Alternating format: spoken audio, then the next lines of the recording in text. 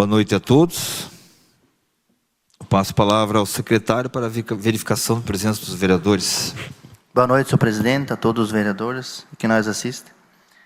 Em conformidade da lista de presença, declaro na presença dos vereadores Enéas Meulinski, Oswaldo Parafuso, Irineu Macuco, Jackson Machado, Jorge Manfroni, Juliana de Oliveira, Omar Pichetti e Alana Feijó, nesta sessão ordinária, com ausência do vereador Walter Pchivitoski. Conformidade com a presença registrada dos vereadores e havendo quórum legal, conforme prevê o nosso regimento interno, declaro aberta a 33ª sessão ordinária da Câmara Municipal de São Mateus do Sul, referente ao 8º período legislativo da 38ª legislatura. Passo a palavra ao secretário para a leitura da ata da 32ª sessão ordinária. Peço dispensa da leitura da ata, em conformidade com o artigo 99, parágrafo 3º do regimento interno. Coloco o requerimento verbal do vereador Parafuso em discussão. Não havendo nenhum vereador para discutir, coloco em votação.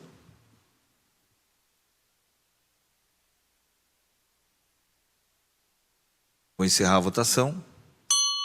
Aprovado o requerimento verbal de dispensa da leitura da ata, coloco a ata em discussão. Não havendo nenhum vereador com interesse de retificar ou impugnar a ata, considero a mesma aprovada, conforme prevê o nosso regimento interno no artigo 100. Passo a palavra ao secretário para a leitura das matérias do expediente. Senhor presidente, na pauta da ordem do dia, hoje teremos projeto de lei do Poder Legislativo, número 20, de 2024, autoria vereador Walter Pchivitoski, em segunda discussão e votação. E requerimentos e indicações. Pedido do proponente, nós vamos retirar de pauta o projeto de lei número 20 de 2024, passando para a próxima sessão ordinária. Passamos então aos requerimentos e indicações. Não tem correspondências também, senhor presidente. Tá certo, vamos retornar então. Nós recebemos o projeto de lei número 22 de 2024, da vereadora Alana Feijó, qual já encaminho para a Comissão de Legislação, Justiça e Redação e Departamento Jurídico. Agora sim passamos à ordem do dia.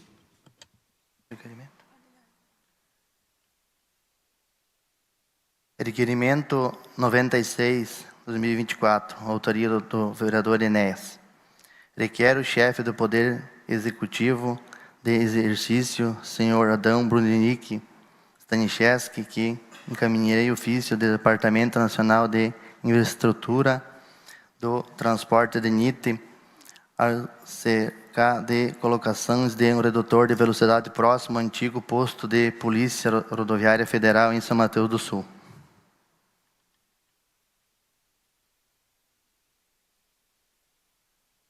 Requerimento 96 de 2024, autoria do vereador Enéas Meulinski, requer ao chefe do Poder Executivo que encaminhe ofício ao Departamento Nacional de Infraestrutura e Transportes para cerca da colocação do redutor de velocidade próximo ao antigo posto da Polícia Rodoviária Federal de São Mateus do Sul. Esse requerimento está em discussão. Não há nenhum vereador inscrito para discussão. Passamos à votação.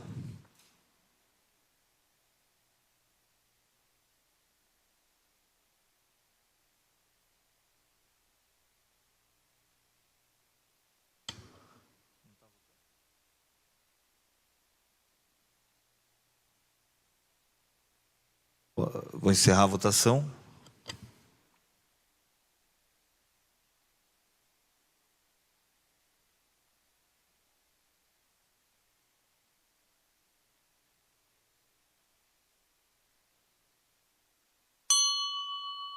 Aprovado o requerimento 96 de 2024 pela totalidade de votos dos vereadores presentes. Passamos à indicação 104. Indicação 104 do vereador Irineu. Que a senhora prefeita municipal solicita ao departamento competente a fazer reparos meio-fio que se encontram quebrados conforme a foto anexo na rua Leal Utman, próximo ao Mercado Suzina, Jardim Santa Cruz, nesta cidade. Indicação 104, 2024, do vereador Neumann Cuco, para que a senhora prefeito municipal solicite ao departamento competente fazer reparos no meio-fio que encontra-se quebrado na rua Zir Leal Última, próximo ao mercado Suzina. Esse requerimento, não há nenhum vereador inscrito para discussão. Passamos à votação.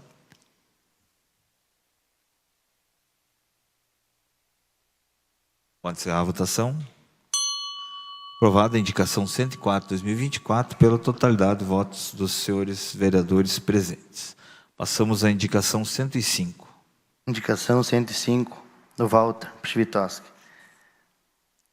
A ser encaminhado ao Poder Executivo, seguimento em forma de implantação de um novo abrigo escolar na comunidade do Faxinal dos Elias, ao lado do posto de saúde. Indicação 105, 2024, do vereador Walter Pchivitoski, a ser encaminhado ao Poder Executivo, solicitando a implantação de um novo abrigo escolar na comunidade Faxinal dos Elias.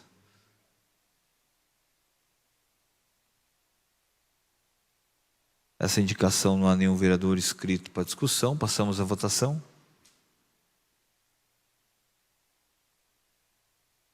Pode encerrar a votação. Aprovada a indicação 105, 2024, pela totalidade de votos, senhores vereadores. Passamos ao uso da tribuna livre, nenhum vereador inscrito. Hoje nós temos a presença aqui, em alusão ao mês de setembro, ao mês de combate e conscientização ao suicídio. Então, nós temos aqui a presença do Dr. Marcos Bush da Rocha, nosso médico psiquiatra da prefeitura, também da Ilza Sazuki Nis, psicóloga especialista em saúde mental. Então, eu vou pedir para a vereadora Alana e para o vereador Juliano acompanhá-los até a mesa diretora.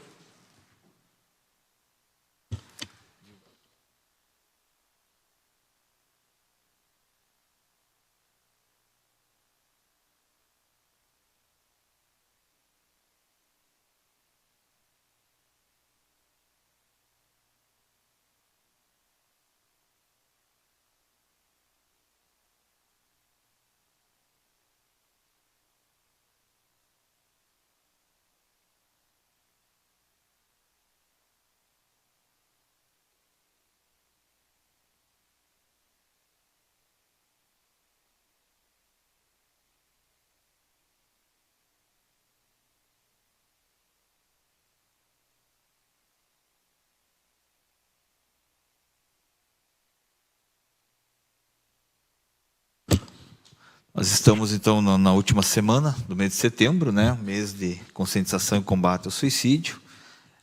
Inclusive, esse mês aí tivemos, inclusive, casos no nosso município, doutor? E eu convidei, a Câmara convidou, o pessoal especializado no assunto para vir falar aqui, tanto para os vereadores como a população que nos assiste. Eu concedo a palavra, não sei quem vai falar primeiro. Fique à vontade, doutora.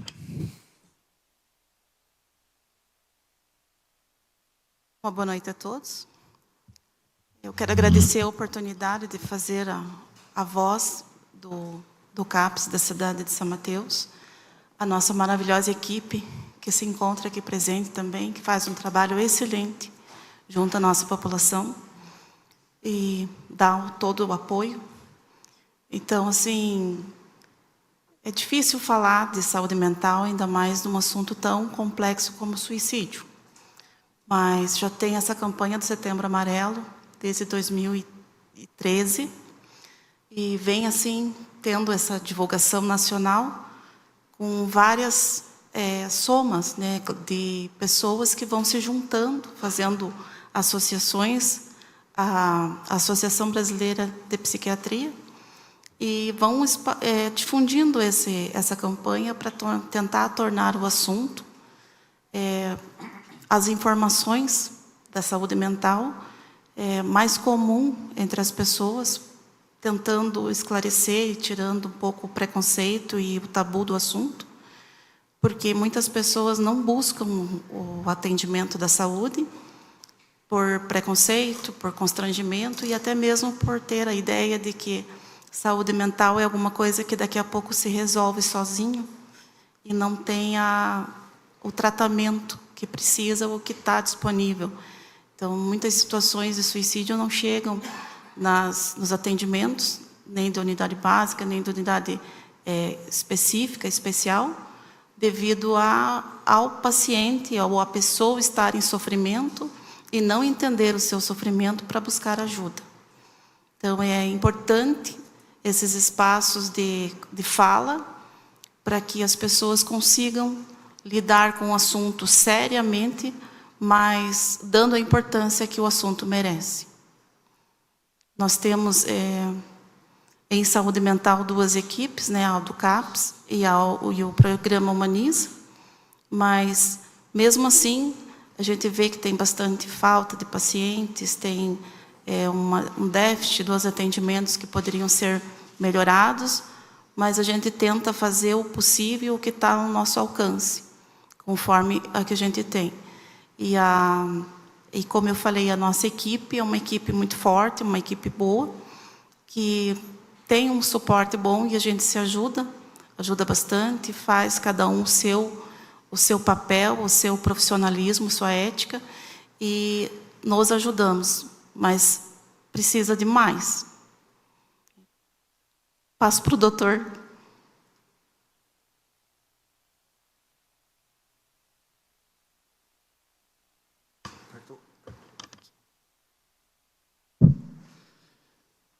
Boa noite a todos. Primeiramente, quero agradecer a essa Casa de Leis, né, e os nobres vereadores que foram eleitos devidamente pelo voto popular. Quero agradecer também a equipe do CAPS, né, e do Humaniza, pelos trabalhos que vem realizando em prol da saúde mental. Um agradecimento à Marta, que hoje é nossa gerente, que é uma continuidade da Mariana, e a Daiane, nossa secretária de saúde, que deu continuidade ao serviço da Marli. E juntamente com o importante apoio, né, e busca de recursos da nossa prefeita Fernanda, que não mediram esforço nesse período aí desse mandato para que as equipes do CAPS e Humaniza tivessem suas equipes completas, né. A gente nunca teve tão bem em relação à questão de saúde mental como estamos agora com as equipes completas, porque a gente sempre foi uma solicitação nossa em relação a isso. E também outros benefícios que tivemos nesse período, né, como os meios de locomoção, atendimento à população e cuidado especial em nossa saúde mental da população. A campanha que nós estamos falando, Setembro Amarelo, né, e hoje aqui quero parabenizar pela decoração que vocês fizeram, que eu acho que isso é oportuno, né, e é isso que a campanha prega. Ela prega uma divulgação, não só no setor, né, nosso lá de saúde mental, mas em todos os setores. Então, nada mais importante do que vocês fizeram aqui hoje, que a gente se sentiu surpreendido, chegamos aqui, né, opa, tudo decorado em amarelo, né, isso é muito bacana. Mas o Setembro Amarelo, ele começou a ter uma importância no ano de 1994.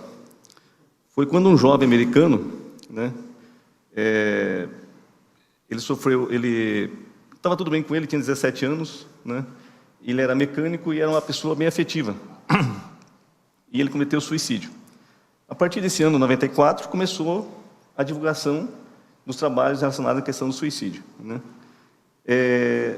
E por que Setembro Amarelo, né? Porque o rapaz, ele tinha um Camaro, né, amarelo, e ele, no dia do velório dele, a família levou algumas fitinhas amarelas para distribuir para as pessoas que estavam lá, e os amigos dele levaram envelopes amarelos, né? Então, essa é a história um pouquinho aí da questão de como começou o suicídio. Em 2003, né, a Organização Mundial de Saúde começa a colocar o tema como um tema a nível mundial. No Brasil, a gente, em 2013, igual a Ilse colocou, 2014, começou uma campanha ali do CFM, do Conselho Federal de Medicina, junto com a ABP, com a Associação Brasileira de Psiquiatria, né? Isso em 2013, 2014. Em 2015, se juntou ao Centro de Valorização pela Vida, e essa campanha foi instituída no Brasil. O dia 10, né, ele foi instituído pela Organização Mundial da Saúde. E hoje, a gente tem assim, dados que essa é a maior campanha do mundo em termos de uma situação, de um quesito, né, e tão importante que ela é. O que chama atenção para a gente a questão do suicídio? Aí eu fiz algumas colocações, né? Primeiro, o tabu, né? As pessoas têm medo de falar de suicídio, as pessoas acha que quem está falando de suicídio está louco ou está com algum problema ou outro aí que a comunidade vai excluí-lo, né, em relação a isso. Por isso que geralmente as pessoas não procuram ajuda, né, elas deixam ajuda, ou a família identifica isso, que é muito difícil às vezes a identificação. Como a gente citou, esse rapaz lá americano, ele não tinha nada, não tinha nenhuma doença que afetasse ele até então, era uma pessoa afetiva, e tinha habilidades com questão de automóveis, e de repente ele vai lá e comete suicídio.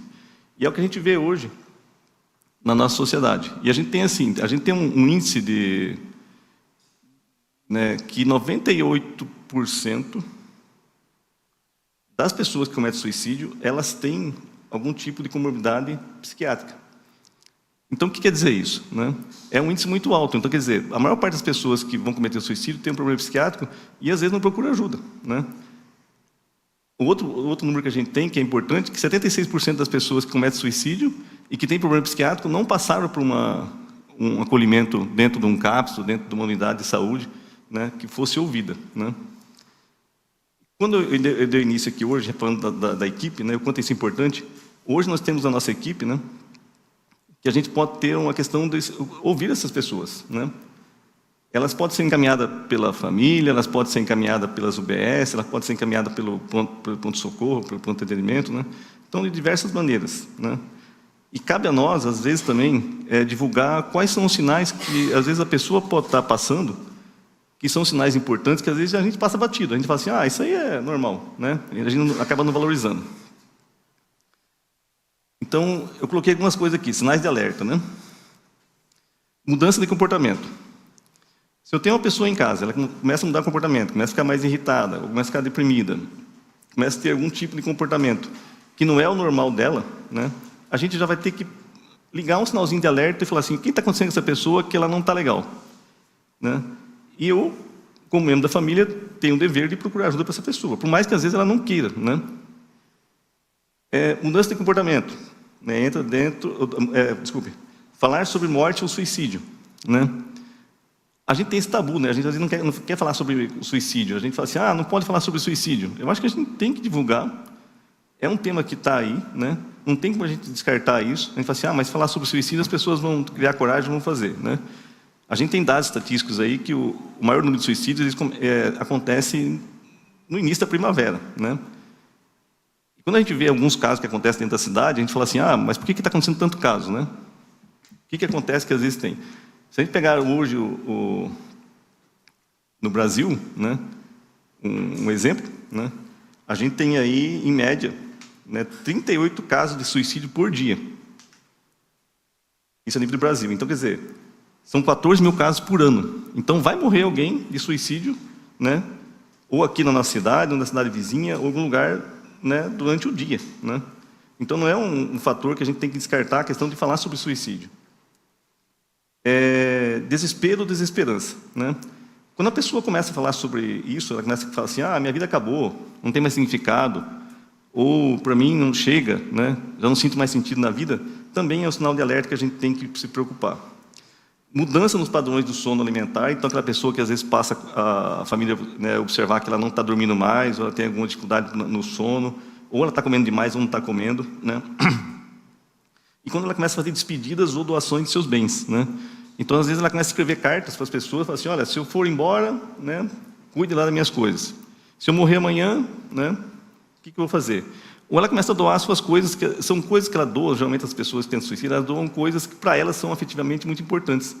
Então, quando isso acontecer, a gente tem que também chamar a atenção, né, em relação ao que está acontecendo com essa pessoa. Ações que ajudam, né? Conversar abertamente com essas pessoas. O que a gente pode falar para elas, né? A gente tem que tomar um cuidado aqui para conversar, escutar sem julgamento, né? A gente, às vezes, tem uma forma de ajudar as pessoas que a gente fala assim, isso é bobagem, né? Isso não vai dar em nada, né? Então, a gente só escuta. A gente não faz o julgamento da pessoa. Porque, às vezes, ela chega com um problema para a gente e a gente acha que aquilo lá é uma coisa normal, né, do dia a dia, mas para ela não está sendo. Então, a escuta é importante. Incentivar a busca de ajuda profissional é outra coisa que a gente deve incentivar essas pessoas, por mais que elas não queiram, né? Ou a gente mesmo pegar a pessoa e falar assim, vamos lá, tem um local, tem um CAPS, tem um Humaniza, né, que tem pessoas que vão poder ouvir a gente lá. Ou mesmo das UBS, que é a Unidade Básica de Saúde, que é onde geralmente as pessoas identificam mais esse tipo de comportamento. Estar sempre presente. Então, se a gente identifica alguém, a gente procurar estar presente na vida dessa pessoa, né? Durante o dia, ou ligando para ela, ou fazendo algum contato. Isso é importante. E apoio em crises. O que são as crises? Como a gente disse que a maior parte dos suicídios provém de doença psiquiátrica, elas podem ser que elas tenham uma crise na vida delas, né? E, de repente, ela vai lá e tenta o suicídio. O que a gente tem hoje de dados é assim, né? Para cada 10 homens que tentam suicídio, né, e conseguem, existe na faixa de 3 mulheres, né? Por que os homens conseguem mais suicídio do que as mulheres, né? A efetividade do homem é maior. Então, ele tem uma forma mais efetiva de suicídio. E a mulher já não, né? Ela, às vezes, ela não sabe como fazer, né? Ou como que ela vai fazer. Então, a gente, às vezes, cria-se um preconceito. Fez para chamar atenção. Não. Às vezes, a pessoa queria morrer mesmo, né?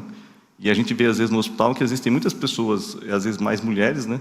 Com sequelas da questão do suicídio do que homens, né? Então, o suicídio é uma coisa séria, a gente não deve desvalorizar isso, né? É importante nós estar sempre presente. Quando uma pessoa tem um discurso um discurso mais voltado para a questão que a vida não vale a pena, né? E nós do CAPS, né, toda a nossa equipe, eu acho que a gente está lá sempre para ouvir. As meninas estão sempre... O CAPS é uma porta aberta, né? Então, chegou lá, vai ter alguém para poder estar ouvindo, certo? Quando acontece alguma coisa, a gente tem os recursos, que seria o SAMU, então o telefone é 192, então acho que todo mundo tem conhecimento desse telefone, tá? O Centro de Valorização à Vida, eles colocam lá que eles funcionam 24 horas, então o telefone deles é 188. A gente tem o CAPS, né? Nosso telefone é o 3532-4392, ou presencialmente, né, na Rua Agenor Nascimento 249. E temos o Humaniza, que é o 3912-7084. E as UBS, né? A gente coloca aqui uma sequência, mas você veja, a UBS é que geralmente identifica os problemas em caminho, né, para os demais. Então, eu acho que as UBS também são muito importantes dentro desse contexto, né? Eu queria aproveitar aqui um pouquinho, né, se o presidente me permite, falar sobre o nosso serviço, porque a gente tem que vender nosso peixe também, né? Então, falar um pouquinho sobre o CAPS, né? Talvez nem todo mundo saiba sobre o CAPS, mas o CAPS ele existe em São Mateus desde 1/8/2012, né? Ele foi habilitado em 11 de 2016, então a gente ficou ali 4 anos, né, sem habilitação, mas funcionando. A equipe hoje ela é composta por um médico psiquiatra, uma enfermeira, uma técnica de enfermagem, uma assistente social, uma psicóloga, uma educadora, uma recepcionista, um auxiliar de serviços gerais, e da Marta, que é nossa gerente, né?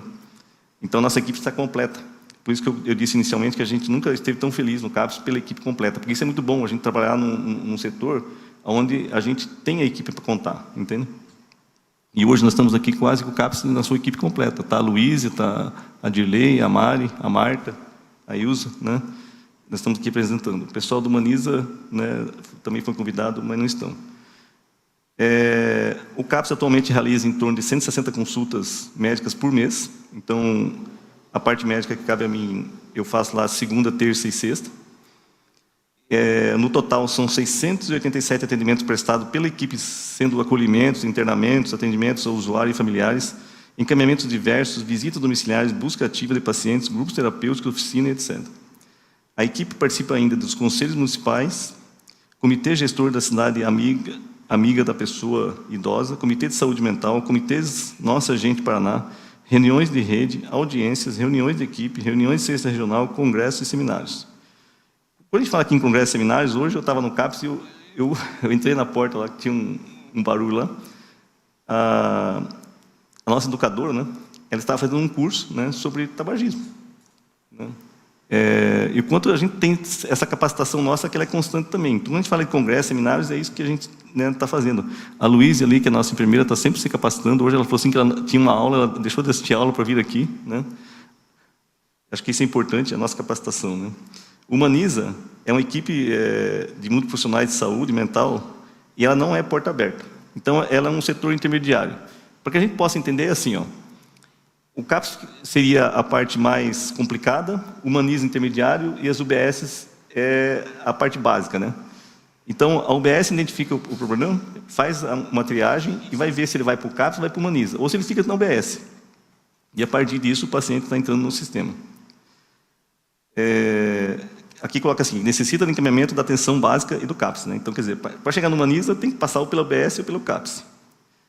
A equipe começou seus atendimentos em setembro de 2021, na sede do CAPS, com um médico psiquiatra, uma assistente social e uma gerente do CAPS.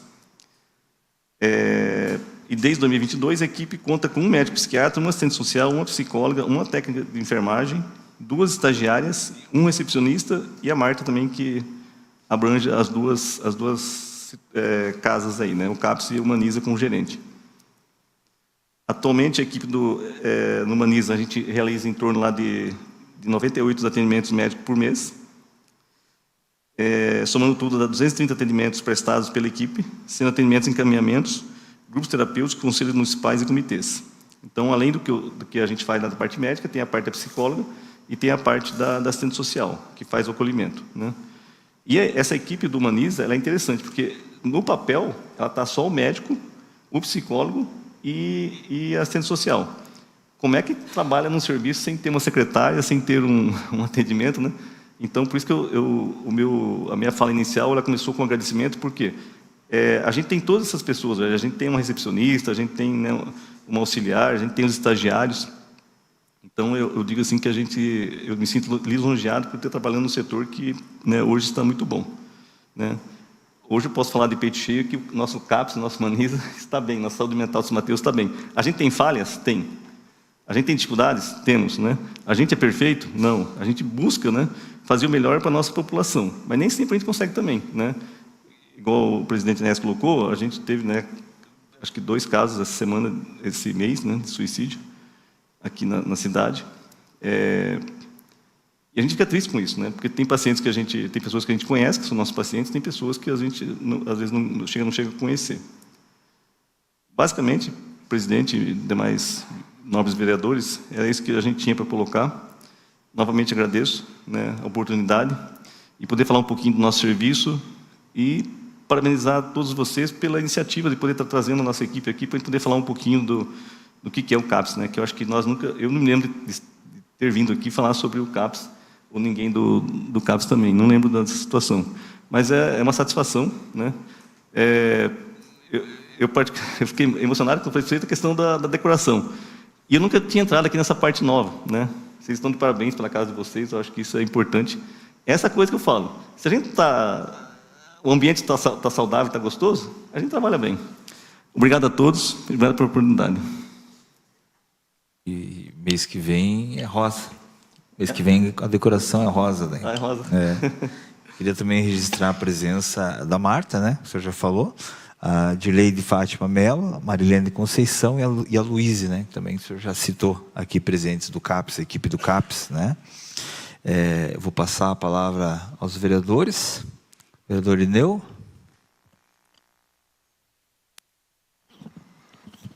Boa noite, Marcos.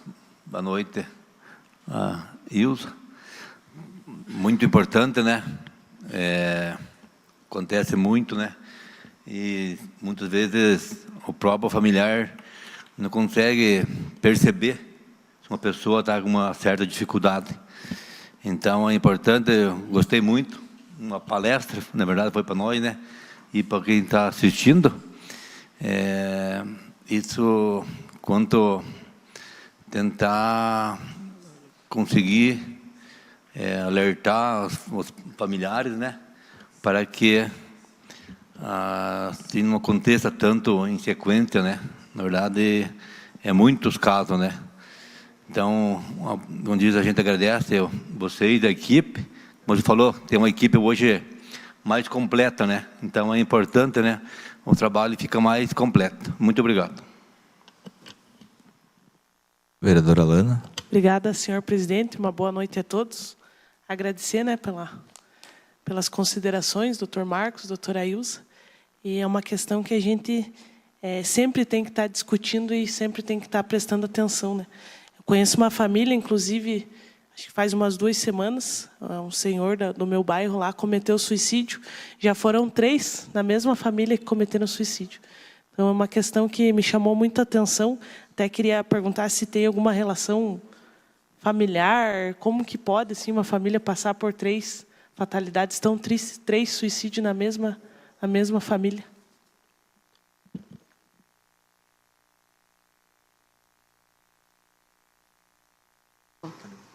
Vereadora Alana, tem sim, porque a dificuldade de no caso de lidar com as suas frustrações, com a vida, tende a ensinar, né, a passar esse conhecimento para os que estão perto, até a 3ª geração. Quando ocorre um suicídio na família, a tendência de que esse mesmo comportamento se repita até a 3ª geração. Porque é quando as coisas não dão certo, não consigo lidar, não tenho repertório de lidar com frustração, é a única saída. Por isso que é importante. Até tem um termo que a maioria dos médicos e especialistas não gostam, que dizem que é herdeiros do suicídio. Mas, infelizmente, acontece por causa do ambiente e do aprendizado que a família recebe. Então, a tendência de ter uma pessoa da família suicida é repetir esse comportamento com demais familiares, inclusive que ainda nem conheceram a própria vítima de suicídio, no caso, 3ª geração. Isso também vem a psicologia sistêmica, né, que também se alimenta dessa mesma fonte de comportamento familiar, aonde fica esse exemplo, e a tendência é cuidar mais quando tem-se uma pessoa que que cometeu o suicídio, cuidar mais nesse sentido. A tendência de se repetir mesmo. Doutora, aproveitando a pergunta, e como tratar essa questão, né? Que assim como, né, houve esse caso da família ali, como tratar, como acolher, quebrar essa cadeia de acolher suicídios. essa família, né, e trazer para a psicoeducação, para a terapia, tratamento, porque é uma família vulnerável. Como se trataria uma vulnerabilidade social, trataria-se essa vulnerabilidade psicológica da família inteira. Às vezes até a comunidade onde eles residem, né, também fica como exemplo. Porque uma pessoa que se suicida, ela imediatamente influencia 10 pessoas à sua volta. Quanto mais nova, mais pessoas. Por isso que é um assunto bem delicado e tem que se tratar com a seriedade que ele merece. Mas aí fica uma questão mais social do que psicológica. Sim, no caso, por exemplo, de um familiar que suicida, mas não tiver ligação com outro familiar, pode ser que a cadeia se interrompa. Sim. Mais uma pergunta, vereadora? Vereador Pichetti. Boa noite, doutor Marcos. Boa noite, Ailza. Fico muito feliz pela presença de vocês. Agradeço toda a equipe aqui presente.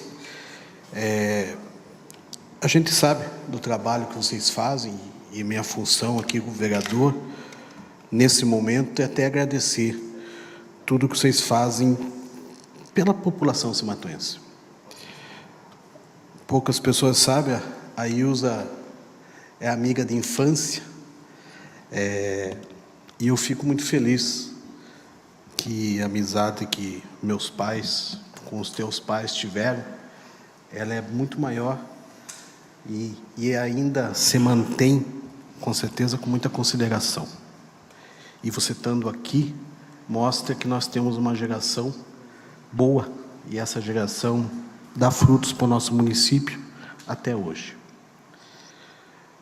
A gente sabe que falar sobre esse assunto não é fácil. As pessoas, geralmente, dentro da própria família, querem esconder esse problema. E eu acho que esse é o maior problema. É os pais, os irmãos, o marido, a esposa, não aceitar esse tipo de problema dentro da família e levar isso até os órgãos competentes e médicos para solucionar. A gente vê isso no dia a dia. A gente vê, por causa do mundo político, doutor Marcos, a gente tem contato com muitas pessoas. E a gente percebe a maneira que cada um trata um tipo de problema. Um problema X, ele é muito mais valorizado para algumas pessoas. Uma coisa simples de resolver, mas dentro da mente dela, ela consegue fazer essa coisa ficar muito maior do que devidamente seria tratado. Eu fico feliz desse teu depoimento, doutor, que hoje existe uma equipe maior.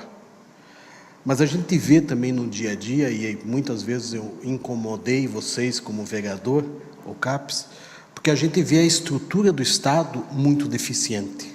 E quando nós precisamos de internamento, nós não temos essa vaga, que, pela Constituição, é de responsabilidade do Estado, sim. Só que o município, desde que eu estou vereador há 20 anos já, ela faz muito além do que a própria Constituição exige, porque nós temos de fazer, por lei, o primeiro atendimento. Quando a gente tem de fazer esse segundo atendimento, não só na questão psiquiátrica, do CAPES, mas cirurgias não eletivas, cirurgias de maior complexidade, média e alta complexidade, é responsabilidade do governo do Estado e governo federal. E o município, desde que eu estou aqui, faz além do que a Constituição manda, e o governo do Estado e o governo federal são ineficientes no serviço, e para qualquer gestor que passou aqui, faz além. Eu sei que vocês devem ter essa dificuldade, essa visão muito parecida com a minha. O que vocês pensam que nós poderíamos fazer como município para melhorar, principalmente, vagas para internação? Porque a gente vê a dificuldade da família, a gente vê a dificuldade de vocês procurando essa vaga, e a gente sabe que o governo do Estado disponibiliza nessa área poucas vagas. Eu acho que é oportuna a sua colocação, né, vereador Pichetti. Primeiramente, eu queria voltar um pouquinho na pergunta da Lana, que a Luiz colocou. Então, assim, se um familiar nosso tem um câncer de próstata, a gente vai falar para o familiar assim, né, para o homem, né? Então, como o seu pai teve, você também vai ter que acompanhar, porque a chance de você ter um câncer, ela é grande, por causa da questão genética, né? Só que na saúde mental, e também na questão do câncer de próstata, a gente esquece. A gente vai uma vez, depois a gente dá tchau para o médico, né? A gente fala assim, fiz lá, não deu nada, né? Nunca mais a gente quer voltar, ainda mais nós homens, né? A gente não volta mesmo, né? E a questão também da questão da saúde mental, que às vezes a gente identifica a situação, como a Ilse colocou, as famílias, né? A gente faz busca ativa, né? A Luísa já está calejada de fazer busca ativa, e a Dirley, né? E a Mari também, que acompanha, né? Nesse tipo de situação. Só que às vezes a própria família, ou ela muda de local, ou ela não deixa recado, a gente às vezes fica muito, muito vago nisso.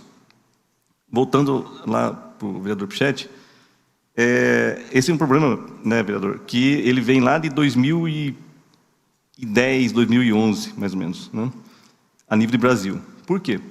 Com a reforma psiquiátrica, a gente teve uma redução de leitos psiquiátricos de 36 mil, hoje tem em torno de 14 mil no Brasil. Tá? E agora, por último, né, foram extintos os manicômios judiciários. Tá? Então, o que quer dizer isso? Onde que a gente vai... Se o paciente que era do manicômio judiciário, que era um paciente que tinha lá uma periculosidade, para onde que ele está indo? Né? Isso também é outra coisinha que a gente ataca a pulga atrás da orelha. Né? Por quê? Em vez de aumentar os números dos psiquiatras, estão reduzindo. Mas qual que foi a jogada aí? Então, eu vou voltar um pouquinho mais aqui para falar um pouquinho para vocês, para a gente poder entender a reforma psiquiátrica. A reforma psiquiátrica começou em torno aí de 1994, os anos 90, início dos anos 90. Eles fizeram, na época, um estudo no Brasil para ver qual que era a especialidade que mais dava ônus para a União. A primeira era a cardiologia, a segunda era a ginecobstetrícia e a terceira era a psiquiatria. Não tem como se acabar com as mulheres grávidas. Não tem como acabar com o pessoal que tem problema cardíaco. Aonde que eles foram? Na psiquiatria. Tá? Então, começou aí um movimento para a questão da deshospitalização. E aí, na época, criou-se os hospitais-dia. Mas os hospitais-dias continuaram vinculados a maior parte dos hospitais eram privados e não públicos. Né? Então, até hoje, os hospitais, a maior parte são privados e não públicos. Acho que só tem um hospital em Minas, se não estou enganado, que é público. Os demais são privados. Então, o que foi feito ali? Lógico, eu peguei um pouquinho dessa época, então era assim, o hospital psiquiátrico era um depósito de gente. Né? Então, tinha gente que ficava lá 20, 15 anos lá, né? E a família deixava lá. Né? E era comum o paciente sair de um hospital, porque na época a guia da IH, ela varia para 105 dias. Então, quer dizer, o paciente ficava 3 meses e 15 dias internado. Ele saía de manhã, à tarde ele ia para o hospital. Né? Porque a família não queria ele em casa. E assim como também depois que teve a questão da reforma e começou essa diminuição dos leitos, começou-se a fazer exames nos pacientes. Então, muitos pacientes que estavam lá internados há 20 anos, eles não tinham problema psiquiátrico. Eles tinham tumor do lobo frontal, eles tinham hipertiroidismo, eles tinham lúpus, não tinha nada a ver com parte psiquiátrica. Aí o que acontece? O paciente não ia melhorar nunca, porque o problema dele não era psiquiátrico, era clínico. Entende? Então, a reforma psiquiátrica ela veio para poder mudar muito isso. Aí foi que surgiu os CAPs, surgiu a residência terapêutica. Por quê? Chegou-se a uma conclusão na época assim, ó, o Estado cuida durante o dia e a União... O Estado cuida durante o dia e a família cuida durante a noite. Tá? Então, foi aí que começou a reduzir os leitos. E você veja, o projeto de diminuir os leitos, ele está parado. Ele chegou ali nos 16 mil, 14 mil e parou. Era para poder estar reduzindo cada vez mais. Né? Por quê? Eles querem que a família cuide do paciente. Né? Mas a gente entende hoje que tem famílias que têm condições de cuidar de um paciente psiquiátrico. Né? E tem famílias que não têm estrutura nenhuma. Né? Então, a coisa não é tão simples. A gente fala assim, hoje a gente precisa de vagas. Precisamos de vagas. Né? Mas a gente não tem, às vezes, o suporte não é a nível só de Paraná, a nível de Brasil. Né? A gente fica, às vezes, preocupado, porque nós estamos com uma lista lá hoje, a Luiz deve saber, né? Deve ter uns 10 pacientes aguardando vaga. Né? E como é que a gente faz esses pacientes? Porque tem pacientes graves, inclusive pacientes... De ontem para hoje, teve 2 pacientes com ideação suicida e tentativa de suicídio. E a gente precisando dessas vagas. Né? E a Luísa fica lá, enchendo o saco lá do pessoal da central de leitos lá, toda hora, né, Luísa? Falar o nome da Luísa lá, o pessoal não gosta. A gente já teve situações no município, vereador Pichetti, que a gente tínhamos vagas no antigo HJ, né? Que a prefeitura bancava na época essas vagas. Só que o que aconteceu? Começou a se criar uma situação que, às vezes, essa vaga é usada não por um caso de emergência, por um caso outro que a gente achava, às vezes, que não era de emergência. E, às vezes, nem passava pela gente. Né? Quando a gente ficava sabendo, né, Luiz, o paciente estava internado, e ele falou assim, passou por onde? Né? Sendo que a gente não viu esse paciente. Não passou pela rede da assistência. Então, quer dizer, a gente ter vagas e a gente não ter esse controle, ou ficar uma questão diferente, fica complicado. Né? Essa gestão, o pessoal quis fazer, né, contratar as vagas. Nós, do CAPS, né, Luiz, que achamos que isso ia dar problema. Entende? Então, não é que nós somos contra. A gente só ficou preocupado com a questão de como que isso seria administrado, né, a questão das vagas. Né? Mas já existiu nas gestões anteriores, né, um número X de vagas, principalmente para adolescente, né, no antigo HJ, que hoje é do São Camilo. Né? Então, a gente tinha lá umas vagas que a gente usava. Né? Estava melhor, estava pior? Não tem como dizer. Né? Se a gente estava melhor, estava pior. Né? Mas pode ser que o Estado funcione de uma forma diferente? Pode ser. Né? Eu acho que a questão aí ela é mais social do que outra coisa. Essas famílias terem estrutura para poder receber esses pacientes em casa. Porque você veja, o paciente não vai ficar internado a vida inteira lá. Ele vai ficar internado lá, hoje, 30 dias. Se for um paciente dependente químico, ele vai ficar 15 para desintoxicar, que é o tempo que ele precisa. Depois de 15 dias, está desintoxicado. Pode mandar para casa. Tá? Mas a família vai ter estrutura para receber esse paciente depois de 15 dias? Né? Isso é uma luta nossa com o CAPS, né, com a questão principalmente da assistência social, ir atrás dessas famílias e ter qualidade de vida para essas famílias para que elas possam receber. Né? Nós tivemos agora, recentemente, uma situação, foi na determinação judicial, de uma pessoa que era acumuladora, né, precisou de uma ordem judicial para poder ir lá e tirar todas as coisas da casa dela. Entende? E hoje ela está muito bem. Né? E como é que foi feito isso? A gente conseguiu trazer a família, meio arrastado, né? Mas foi a família, né, participou da coisa. No dia de separar as coisas, tinha lá um filho lá, não, isso aqui vai ficar, isso aqui não vai. Mas saiu de lá, acho que foi 3 caminhões, né, DJ? Se não me engano. 3 caminhões de coisas que ela estava acumulando. Ela não sabia nem onde estava a televisão mais dentro da casa, porque ela não conseguia ver a televisão. Né? Então, quer dizer, a coisa é muito mais ampla quando a gente vai discutir. Eu penso assim, a gente jogar a culpa para o governo do Estado, jogar a culpa para o governo federal, é fácil. Agora, a gente está lá e administrar isso, e mais que essa redução dos leitos que está tendo, e vocês vejam, a ABP, que é a Associação Brasileira de Psiquiatria, ela bate nessa tecla, porque essas coisas são feitas e não são comunicadas, assim, não são chamados a ABP para participar. Então, nós, da Associação Brasileira de Psiquiatria, eu sou membro titular, né, as coisas são feitas. Né? A questão do manicômio judiciário, simplesmente, não vai ter mais. Né? A partir de 1º de agosto de 2024, encerra-se o programa de manicômio judiciário. E nós, lá da BP, fazendo, né, abaixo-assinado, fazendo um monte de coisa, nós não fomos ouvidos. Né? Isso que o nosso presidente, Antônio Geraldo, ele foi lá na Câmara do Senado, foi na Assembleia, né, e fez todo o papel dele, mas, né, como diz o outro, uma candeeirinha só não faz verão. Né? Talvez isso precise um interesse maior da comunidade para a questão de saúde mental, entende? E tentar assim falar, opa, é tão importante quanto um paciente que tem problema cardíaco. É tão importante quanto alguém que tem um diabetes, né? Para poder ter um recurso para atendimento. Mas só que hoje nós vamos na contramão, né? Está reduzindo os números e não aumentando de vagas para internamento, né? Lógico que tem todo esse apoio para o CAPS, tem todo, né? Você veja, então ficamos atados. Não sei se eu respondi a sua pergunta. Acho que falei mais do que respondi, mas tudo bem. Eu falo bastante. Sim, eu vejo, doutor, e até é uma pergunta que eu faço para o senhor.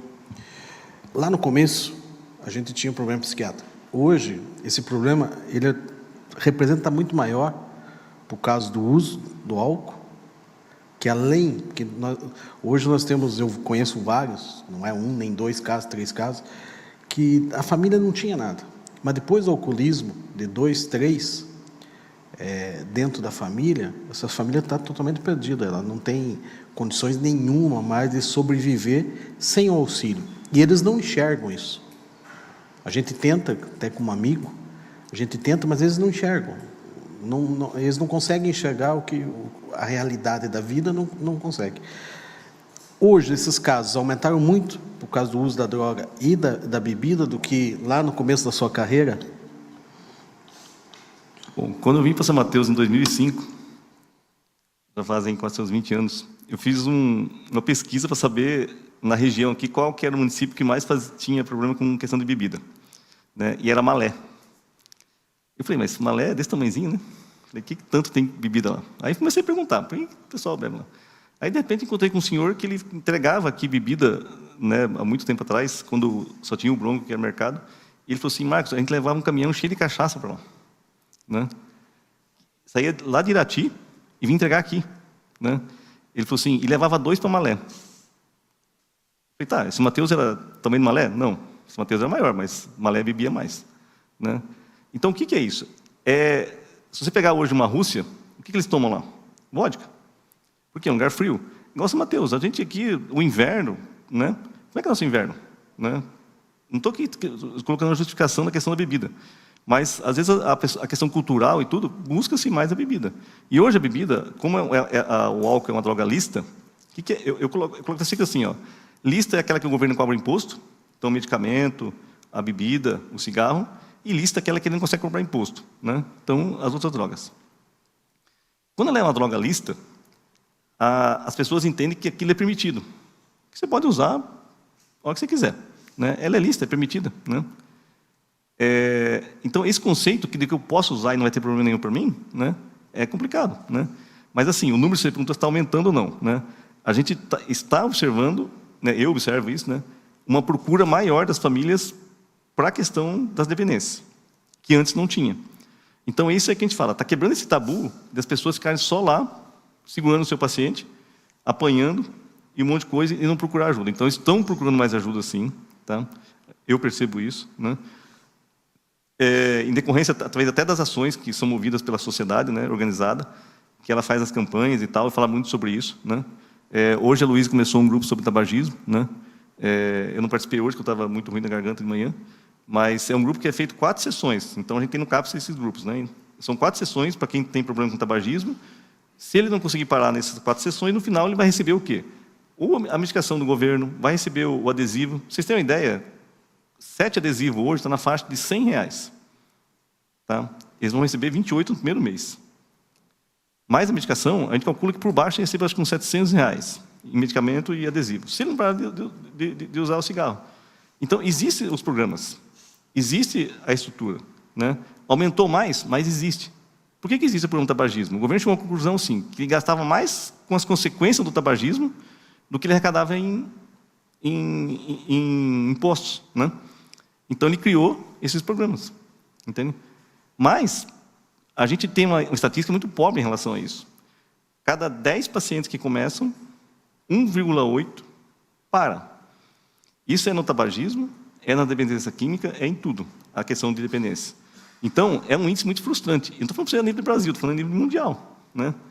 Então, a gente tem um índice muito pobre de recuperação, né? É igual eu falei anteriormente, a questão da próstata, né? Eu vou lá, vou no médico, pego lá a medicação, faço tratamento, mas eu volto, né? E aí entra toda uma questão social, né?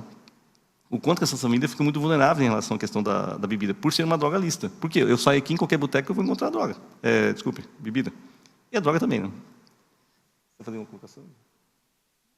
Quer fazer uma colocação?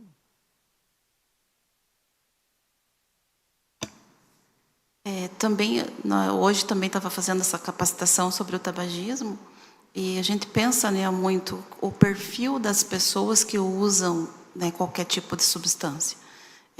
Em muitas situações a gente vê que na própria família, essa ausência que as pessoas têm de afeto, de buscar compensar numa substância que vai trazer prazer para ela, né? Não a companhia do familiar, mas a substância. Então, às vezes, até esse fortalecimento familiar faz falta. E até mesmo a situação de recuperação, os pacientes deveriam ser atendidos individualmente segundo a sua necessidade, mas vai mais para grupo, porque atende mais pessoas, né, tem mais dificuldade que a gente tem em atender individualmente os pacientes. Por causa da demanda, é bastante gente, para você atender uma pessoa 1 hora, você atende um grupo 1 hora. Então, tem também essa questão da abordagem de tratamento, que é ofertado, que às vezes deveria ser mais efetivo, mais situações, para fortalecer um grupo de dependência.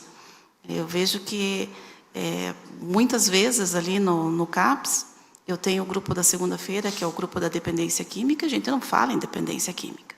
A gente fala em situações, em pessoas, em desenvolvimento humano, neles mesmos, quem eles são, para tentar abordar essa maneira do que faz eles usarem a substância. Trazer de volta para eles a identidade que eles têm e não reforçando que eles têm um problema de dependência e que eles precisam resolver aquilo. Eles têm, antes da dependência, eles têm uma deficiência de desenvolvimento deles. E isso está dentro da família. A gente percebe isso. Todas as pessoas que têm um problema de dependência têm um problema familiar. É o contexto e não só uma situação individual sozinha. Então, é difícil de trabalhar uma pessoa, né? Imagine trabalhar um grupo de pessoas em referência a uma pessoa só. A gente faz, recupera, né? Bem, doutor, que tem esse 1,8 para salvar, mas consegue quando a abordagem também é diferente. Entendendo isso, que não é uma questão só individual de uso de substância, mas é um uso coletivo. É a família que precisa daquela situação, da dependência, para se manterem junto, ou funcionando, ou disfuncional, né? Nesse sentido. Tá, obrigado pelas respostas. Só para vou deixar um histórico para o senhor melhorar, para ajudar nessa tua estatística. Eu, quando era moleque, de menor de idade ainda, naquela época podia, eu trabalhava na Brahma, eu fazia entrega de cerveja, e tinha um barzinho na Serra do Tigre, município de Malé. A gente entregava meia caixa de malte 90, meia caixa de cerveja preta e 5 engradados de pinga. Essa era a compra diária, e 2 caixas de gasosa Tica. Essa era a compra semanal de um barzinho pequenininho na Serra do Tigre, no município. Eu achava estranho, mas isso é real. Fiz algumas vezes a entrega nesse local. Não foi nenhuma nem duas, foi dezenas de vezes, e era o consumo daquele barzinho pequenininho, ao lado da igreja, muito próximo da igreja ucraniana lá. Esse era o consumo deles lá. Obrigado, doutor. Obrigado, Ilza. Obrigado a toda a equipe que faz esse trabalho com excelência.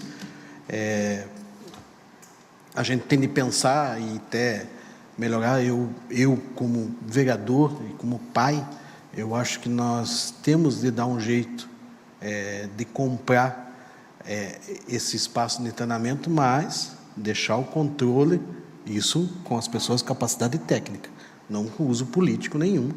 E eu sou contra isso, mas eu acho que é uma coisa que a gente tem que conversar, e porque a gente vê a dificuldade, a gente vê a equipe do PA sem condições. Eu já vi paciente no PA amarrado, e não tem o que fazer naquelas 2, 3 horas. Daqui a pouco chega um acidente e eles estão com um paciente psiquiátrico lá e não tem muito o que fazer, como eu já vi no hospital nosso sem estrutura.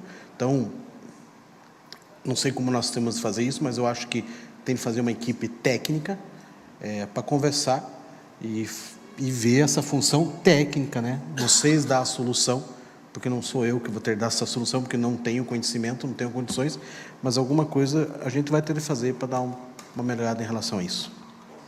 Sim, doutor?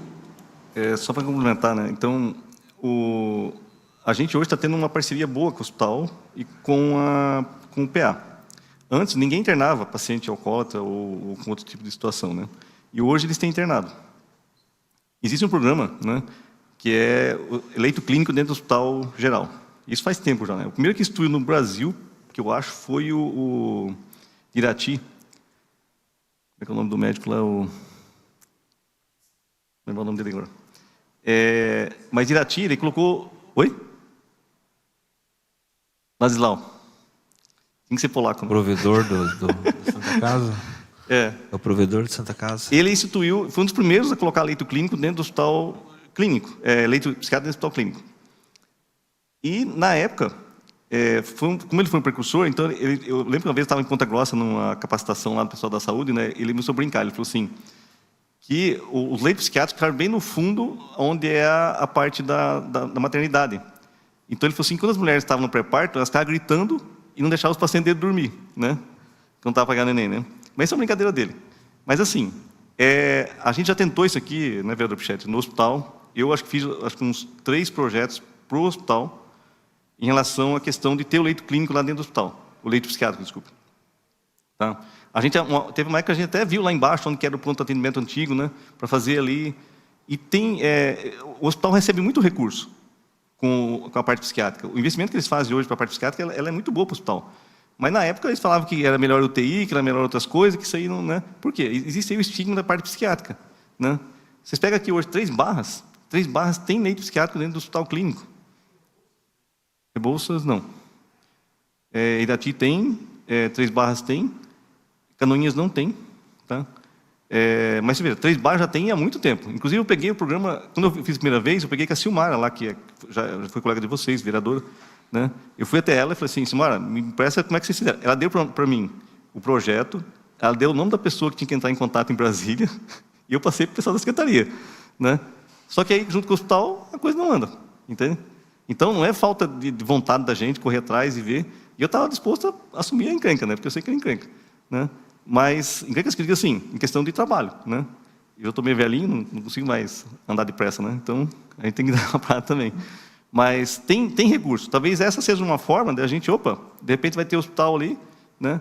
Ou ter no novo, que vai ter um espaço gigante, onde que nós podemos pôr lá 6 leitos, tem um recurso gigante. 10 leitos, quase que dobra o recurso, né, para o hospital. Então, é dinheiro. E como a gente fala assim, que o paciente psiquiátrico ele não é um paciente caro dentro do hospital, tá? Ele é um paciente que torna-se barato, né? Para o hospital é muito bom, só que ninguém tem muito interesse. Por quê? Falta médico, falta equipe, né? Eu acho que isso não é difícil, né? Quando a coisa quer... Agora, faz tempo que eu não cutuquei mais essa questão, né? Mas a gente tem essa possibilidade. Talvez aí teria vagas, né? 3 Barras, para vocês terem ideia, eles abrangem todos os municípios da região. Abrangem Canoinhas, Major Vieira, Bela Vista do Todo, Irineópolis. Cai tudo ali. O paciente fica ali em torno de 5 a 15 dias para desintoxicar, estabilizar o paciente e ele volta para a cidade dele. Entende? Então, com isso, a gente poderia estar trabalhando de uma forma diferente. É uma ideia. Você me pediu se tem solução para nós do município? Talvez seria essa. Entende? Lógico que precisa de uma equipe multiprofissional, né, habilitada para isso também. Como, né, eu sei porque eu já trabalhei em clínica psiquiátrica e hospital psiquiátrico. Já trabalhei no São Julián, né, minha formação é toda na Porto Seguro, praticamente, em Curitiba. Então, eu tenho conhecimento. A Quinta do Sol também trabalhei um tempo. Então, conheço essas clínicas, sei como que é, mas isso aí tudo é privado. O São Julián é privado. Né? a gente tem uma coisa pública que a gente pode fazer, talvez nem precise comprar vagas, né? Se a gente tivesse uma estrutura para isso. Só que acontece em Canoinhas, né? Tem o médico clínico que assume também a parte clínica. Porque o paciente, quando interna, que ele está alcoolizado, que ele está em abstinência, ele é clínico. Ele não é psiquiátrico até então. Porque tem uma série de fatores que vai acontecer ali que são clínicos. Ele vai ter aumento de pressão, ele vai fazer um monte de alterações orgânicas que vai acontecer. Então, ele tem que estar sob o suporte clínico. Tá? Quando eu trabalhava no São Julián, a gente tinha uma unidade que era uma unidade clínica. Né? A Luísa já entrou no São Julián. Tá? Chama-se UD, que é a unidade de desintoxicação, e tem a UI, que é a unidade de internamento, que é para BIOM, que é os pacientes psicóticos. Lá eles separam, lá são 400 leitos. 200 é alcoólatras e dependência química, e outras dependências, e 200 é outros transtornos psiquiátricos. E aí você pensa assim, ó, eu vou colocar um paciente que é depressivo junto com os pacientes psicóticos, como é que fica isso? Mas no São Julián é assim. Entende? Está certo, está errado? Sempre foi assim e vai continuar funcionando assim. Então, hoje, a gente teria esse recurso, talvez, né, respondendo a sua primeira pergunta que você fez lá, de a gente ter leito psiquiátrico dentro do hospital clínico. Entende? É uma alternativa. Estou dizendo que é uma solução. Entende? Mas seria. Obrigado pela resposta. Vereador Juliano? Vereador Jacques? Obrigado, senhor presidente. Eu pedi para os nobres colegas que eu queria comentar também, agradecer a presença do Dr. Marcos, tem um compromisso agora. Não podia deixar de agradecer aqui a sua presença, Dr. Marcos, a Ilza também aqui, a toda a equipe do CAPS, né? Dizer que era importante a visita de vocês aqui na nossa Casa de Leis, trazendo várias informações, esclarecendo a nossa população quanto ao atendimento, quanto ao diagnóstico. E também é muito importante salientar, né, como bem citado pelo Dr. Marcos, né, a questão dos sintomas, né, quanto que a família tem que estar sempre atenta, né, a todo momento, né, se preocupando um com o outro, né, observando a cada movimento, porque através da família, dos amigos, desse empenho, pode evitar que mais vidas sejam perdidas, né? Buscar ajuda, buscar atendimento, identificar os problemas, o que está acontecendo, né? Que como é muito difícil, porque geralmente a pessoa que está passando por isso, dificilmente ela vai pedir ajuda, né? Ela vai se manifestar ou vai até perceber, né? Então, às vezes, acaba sendo tarde demais. Infelizmente, aí a gente tem acompanhado, às vezes aqui no nosso município mesmo, infelizmente ainda temos casos que aconteceu recentemente, né, lamentável pela perda, pelas famílias, né, que sofrem muito com essas situações.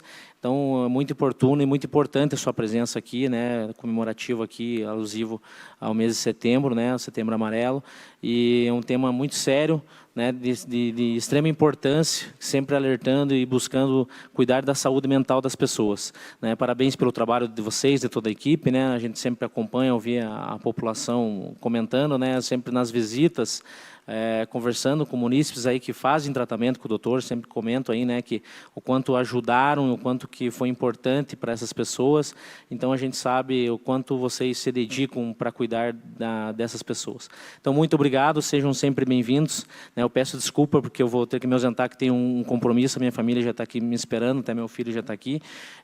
Agradeço a todos que nos acompanharam na presente sessão até agora, aos novos colegas vereadores, e desejar uma ótima semana e uma boa noite a todos.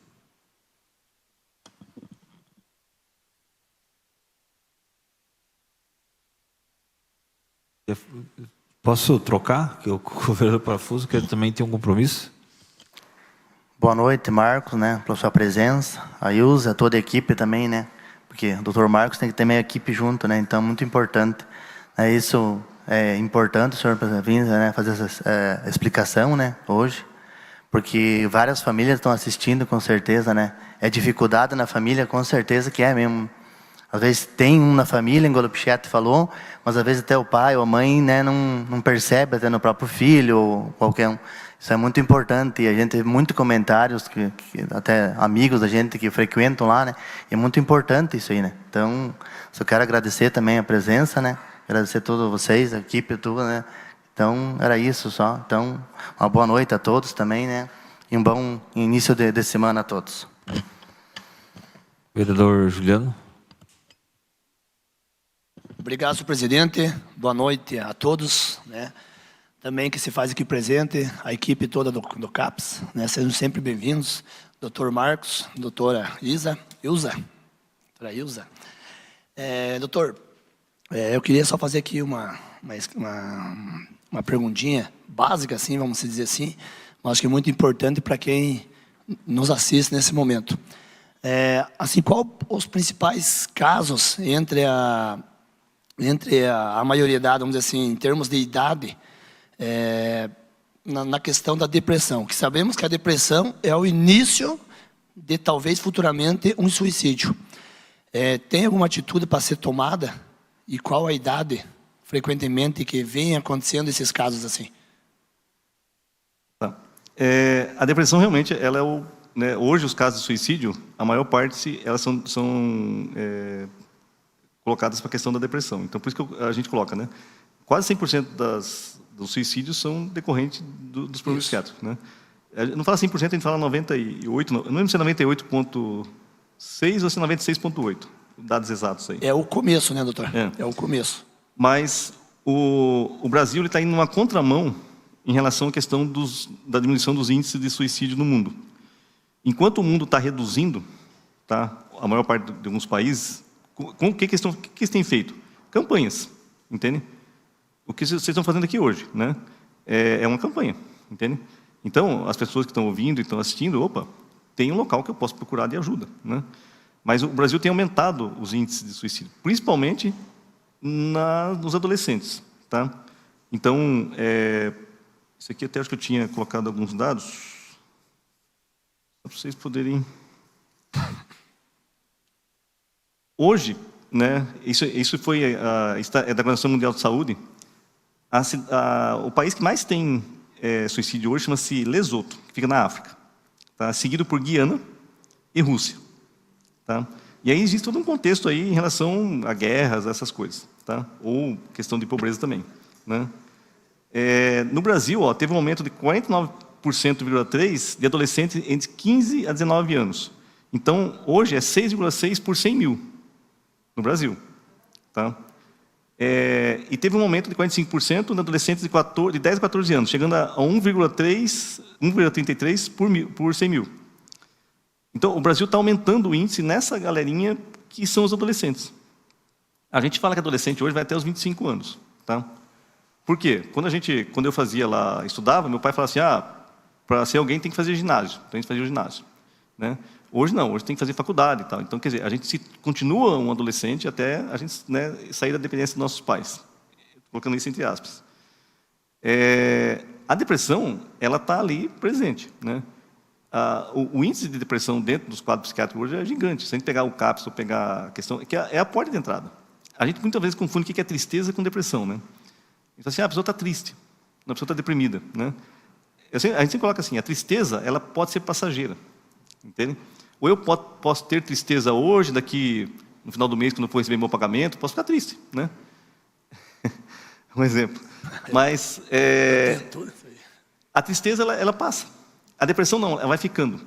Se ela ultrapassar 20 dias ou mais, e todos os dias eu estiver triste, estiver isolado, a gente deixa de sentir prazer pelas coisas que antes sentia, quando a gente começa a sentir que a pessoa está deprimida. Ela não tem mais prazer. Ela antes gostava de pescar, daqui a pouco ela não gosta mais. Ela até vai, mas ela vai lá, mas aquilo para ela não tem prazer. Né? Ela gostava de ir no futebol, assistir um futebol, ela até assiste, mas não vai até o final, um filme ela não vai até o final. Isso começa a se instalar a depressão. Entende? E aí é a porta de entrada. Agora, porque, igual a Ilse colocou, né? Por que esses quadros se instalam? Por que eu vou ter depressão? A gente não nasce com depressão. Entende? A gente vai desenvolver isso no decorrer do tempo. Se você pegar o Japão hoje eles investem muito na questão da questão do suicídio. Só que no Japão, não sei se a Ilse sabe, mas lá o curso de psicologia ele não existe. Não tem psicólogo lá. Igual tem aqui que faz faculdade, que se forma, que, né? Não tem, né? Então lá, qualquer um pode falar que é psicólogo, tá? Então eles não estão capacitados para poder atender. E qual que é o grande problema do Japão hoje, né? Eles chamam de isolamento tecnológico, né? Problema financeiro, porque a gente acha que o Japão não tem problema financeiro, né? Mas 40% da população do Japão hoje está sofrendo um problema financeiro, né? E o isolamento tecnológico deles lá é maçante, né? Leva as pessoas jovens a tentarem suicídio. Eles ficam deprimidos, começam a se isolar, né? E uma coisa que chama atenção também da gente, isso não só no Japão, mas no Brasil, tem muito suicídio de idoso. Tá? Aquele idoso que ele vai no médico, e ele sai de lá com um resultado do exame. O senhor tem um câncer. Ele vai perguntar para a pessoa assim, ele ou ela, né? Eu tenho quantos anos de vida? Ele fala, tem 6 meses de vida. Como é que ele sai de lá? Pega a cabeça aqui. Aí a gente volta aqui no que eu falei aqui, né? Aí eu chego em casa e começo a doar minhas coisas. Quando a pessoa faz isso, a gente fala assim, ele está se preparando para alguma coisa, né? Só que o idoso, às vezes ele tem algum problema, a gente fala assim, morreu de idade, né? Porque os nossos índices de suicídio hoje no Brasil são pobres, né? Em relação... Por quê? A pessoa tenta suicídio, vai parar no PA. O PA manda para um hospital de referência, devido a complicações. Se ele morrer lá, ele não vai sair com o CID dele de suicídio, ele vai sair com o CID de outra coisa. Mas não vai sair com o CID de suicídio, geralmente, né? A não ser que tenha uma busca ativa aí muito em cima disso aí. Por quê? Ele vai ter comprometimento de outras coisas e vai sair lá com o cidadão de óbito diferente. Então, quer dizer, ele não entra na estatística. Mas ele entrou aqui com uma situação. Pode ser que lá na 3ª, 4ª causa do atestado de óbito vai aparecer lá como suicídio, né? Tentativa de suicídio. Mas às vezes não aparece, entende? Mas a depressão, ela hoje, para qualquer parte de saúde mental, é o que a gente bate em cima, entende? Agora, o porquê que isso se instala? Vem lá de trás, entende? É a formação, o que está acontecendo. A gente hoje, eu falo assim, como é que estão nossas crianças hoje? Tá? A gente hoje, o pai e a mãe trabalham, né? Eu chego em casa, eu não quero que meus filhos venham me atentar, então eu vou dar para eles um supercomputador e um super telefone, para eles não me incomodarem, então eu fico lá no quarto deles e não me incomodem, entende? O que a gente está trazendo com isso? A gente está se isolando das crianças. Chega final de semana, eu saio com eles ou estou cansado e quero dormir? Entende? Então, como é que fica como é que fica essas nossas crianças? Né? Como é que a gente está tratando delas? Eu vou puxar um pouquinho mais. De 50 anos para trás, levava-se 150 anos para mudar o conceito de uma população. Então, assim, eu queria mudar uma população, eu levaria 150 anos.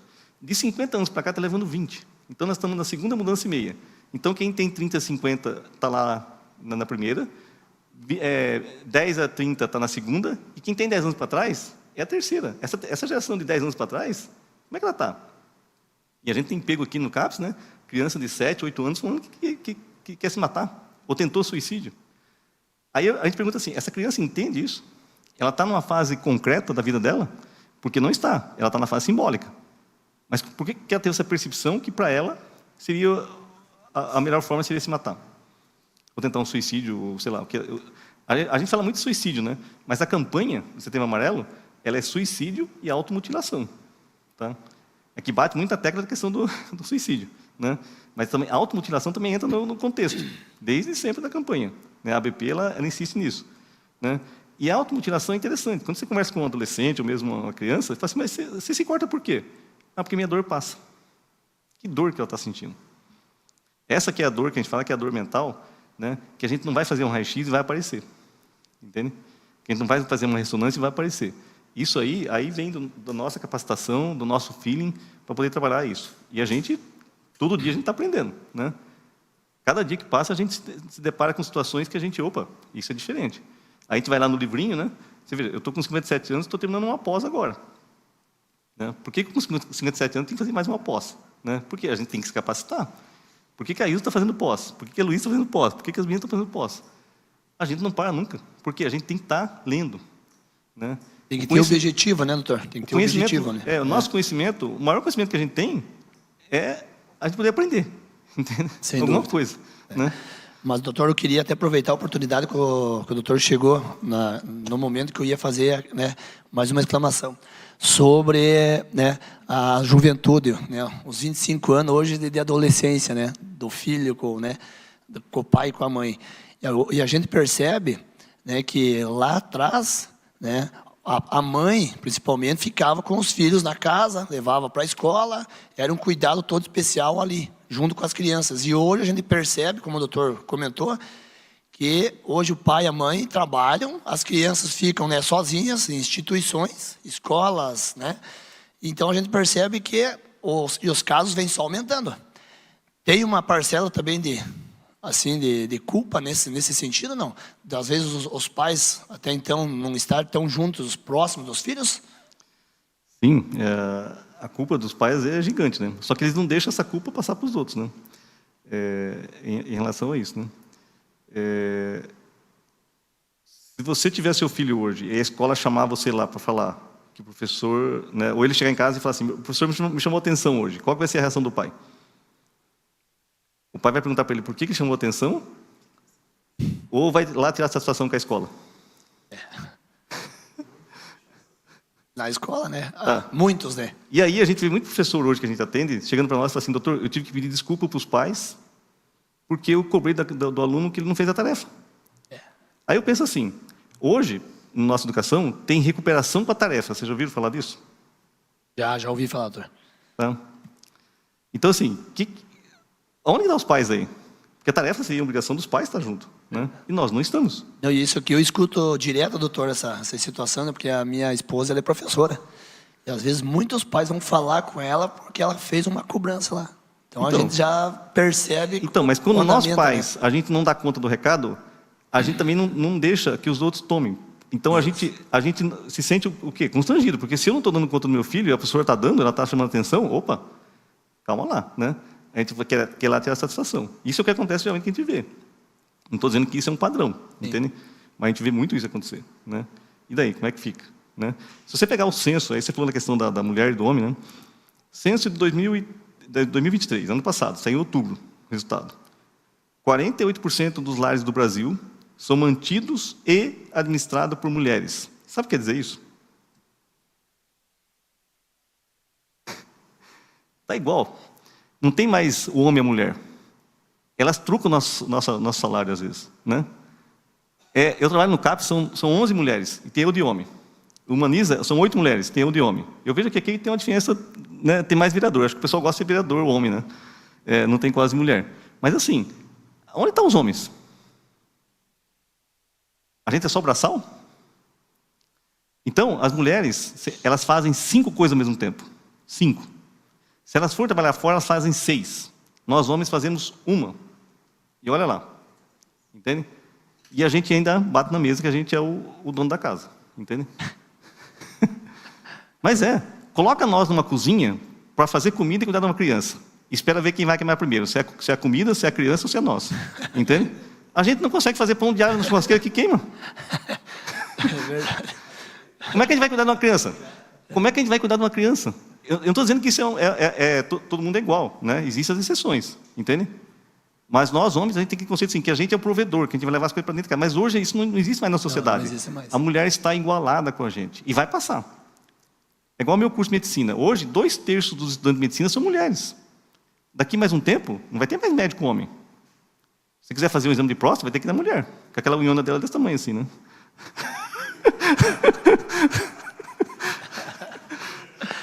Mas é uma realidade, entende?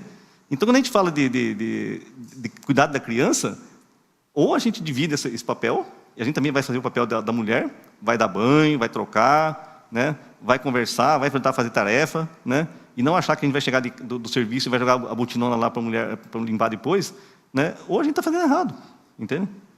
Então, o nosso conceito hoje, o conceito que a gente tem dos nossos pais, daquela coisa machista que nossos pais tinham, não serve mais hoje. Tá? Não cabe mais na sociedade, né? Essa questão de gênero é isso, né? Está igual. E a gente leva a questão do gênero a ser igual. Eu hoje, se eu for visitar uma amiga minha que ganhou um filho, né? Eu não sei que filho que ela ganhou. Eu vou levar o quê para ela? Vou levar uma coisa que seja unissex. A gente faz isso. Aí depois a gente fica bravo que as crianças estão, né? A gente está moldando a nossa sociedade de forma diferente. Nós somos responsáveis, né? Nós somos os pais, nós somos os espelhos.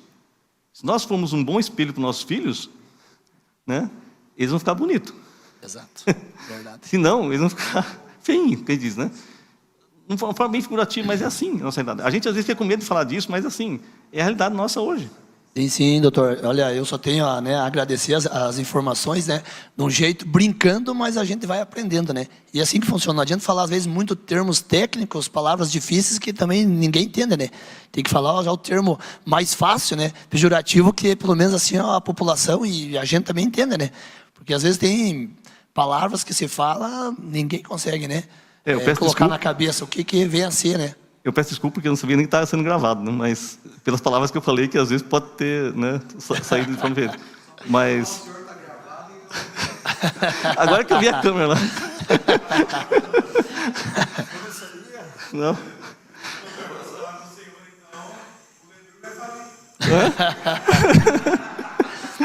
Mas, doutor, eu fico agradecido pelas exclamações, né? E também o que tiver no nosso alcance para a gente possa, né, ajudar também de uma forma ou de outra, né? A gente está aí, né, com o nosso parlamento sempre ajudando, né, a população e todas as entidades. Né? Eu queria desejar uma boa noite, né, a todos aqui que estão aqui presentes, também que nos assistem pelas redes sociais. Né? Uma ótima e abençoada semana e uma ótima noite. E sejam sempre bem-vindos aqui. E muito obrigado pelas explicações. Deu para entender muito bem aqui, perfeitamente. O que eu tinha de dúvida, eu acho que eu consegui tirar as minhas. Tranquilo, doutor. Obrigado. Obrigado a vocês. Vereador Manfroni. Obrigado, senhor presidente. Uma boa noite ao senhor, aos demais colegas, aos servidores dessa casa, à população que se faz presente, a todos que nos acompanham pela página do Facebook da Câmara, ao doutor Marcos, a Ilza, a toda a equipe do CAPS. Sejam sempre bem-vindos a essa Casa de Leis. Primeiramente, agradecer a vocês pelas explicações, pelas orientações. Eu elaborei uma questão. Quais são os principais fatores que influenciam o surgimento das doenças mentais nos pacientes aqui em São Mateus do Sul? Se vocês conseguiram identificar isso, você consegue fazer um diagnóstico desses fatores e o que leva a essas pessoas a serem pacientes do CAPS hoje? Boa noite, vereador. São inúmeros, como em todo o país, né? São Mateus não é diferente, né? A questão cultural mesmo. Tem vários, né, setores, vários vetores aí de doença mental. O que a gente percebe, os atendimentos que vão para o CAPS são demandas espontâneas, encaminhamentos, tem todo tipo de doença mental, desde de psicóticos até dependência química, depressão, ansiedade, transtorno de humor. E é igual em todos os lugares. Já trabalhei na Prefeitura de General Carneiro, há alguns anos atrás. Não tinha a equipe que eu tenho hoje, né? A equipe excelente que a gente tem aqui em São Mateus. Lá era apenas eu, a psicóloga e uma assistente social, para dar conta do município inteiro. E eu vejo o quanto que era déficit o nosso trabalho lá, por falta de apoio, por falta de espaço, por falta de lugar para internamento. Também a prefeitura contava com esses 2 leitos, era 2 leitos de demanda para o HJ, que ainda era HJ na época, e esses não davam conta da demanda. A gente tinha dificuldade ainda, porque lá não tinha nem hospital, era um PA. Então, eu vejo que aqui o município está bem estruturado em questão de saúde mental. O que eu percebo um pouco de dificuldade que vem, as demandas, que muitas coisas poderiam ser não solucionadas, mas um pouco mais atendidas nas UBS. A gente participou, eu e a Dirley, esse ano em Joinville, e o ano passado em Curitiba, também eu participei da Conferência de Saúde Mental. E essas 2 situações, eles batem muito em cima das UBS, que os atendimentos das UBS, não só uma realidade de São Mateus, mas de vários municípios do Paraná, que tem na saúde mental muito preconceito da equipe de saúde, achando que saúde mental não é saúde, que não se pode atender as pessoas, mesmo sendo em grupo nas UBS, para trazer esse tipo de atendimento, até mesmo de acolhimento nas UBS. Seria uma maneira de prevenção, assim como campanha de Setembro Amarelo, campanha de Janeiro Branco, seriam umas formas de estar atendendo a população mais abrangente.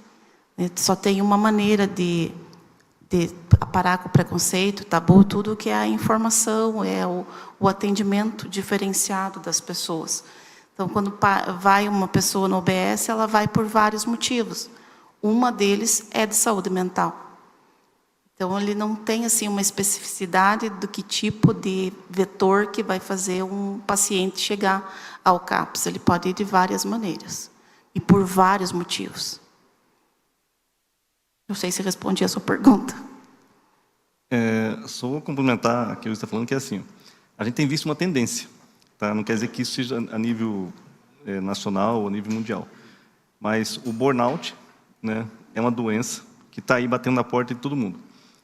E teve um aumento muito significativo no último levantamento que foi feito, que as queixas hoje em consultório, mesmo no nosso ABS, muito relacionadas com a questão do ambiente de trabalho, né? E associado à questão da ansiedade. Se a gente pegar burnout, é como se tivesse sintomas de depressão e ansiedade junto, somado isso com o esgotamento, né, mental com a questão do trabalho, né? Então, o burnout, pensando hoje, né, pelo que a gente tem né, praticamente, de atendimento, a gente vê muito isso acontecendo. Então, é muito afastamento, é muitas coisas acontecendo. Qual que é a questão disso? É a competitividade, né? Então, ela se tornou muito maior e as pessoas estão tendo muito a questão do trabalho, eu tenho que me virar nos 30, como diz, né? Eu tenho que fazer o trabalho de 5, 6 pessoas, num ambiente que, às vezes, tinha 5 pessoas, né? E como é que eu vou lidar com isso? Como é que eu vou fazer? Isso vai a um ponto que eu chego que eu acabo desenvolvendo uma situação que é a doença, né? O burnout hoje não é catalogado pelo CID, né? Então ele tem lá como esgotamento mental, esgotamento devido à questão do trabalho, né? E assim por diante. Então, burnout seria uma delas, né, talvez para responder. A questão da ansiedade aumentou muito nos consultórios e também no CAPS. Então, os transtornos ansiosos no modo geral, né? A depressão sempre vai ser, né, o carro-chefe que a gente fala, a questão da psiquiatria, porque ela está associada com alguma coisa. A pessoa, às vezes, tem depressão e ansiedade. Às vezes, ela tem o burnout e acaba desenvolvendo uma depressão também junto. Então, quer dizer, são situações que acabam, né, colaborando. Mas São Mateus hoje, né, eu acho que isso não é só São Mateus, igual o Luiz colocou, é a nível de Brasil, são as doenças, né, da questão relacionada com o ambiente de trabalho que vem bastante surgindo aí. E a depressão, que vem junto também. Isso é estatístico, né?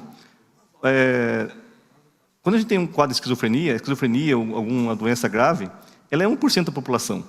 Então, a gente tem na nossa mente, do psiquiatra, que cada 100 pacientes que a gente atender, pode ter um problema grave psiquiátrico em relação à questão outras, uma esquizofrenia, um transtorno bipolar mais grave, entende? Então, é 1%. O resto, 99%, ou é depressão, ou é ansiedade, o que vem mais aí, né? E vários outros transtornos que têm de personalidade e assim por diante. Não sei se é essa a pergunta, vereador.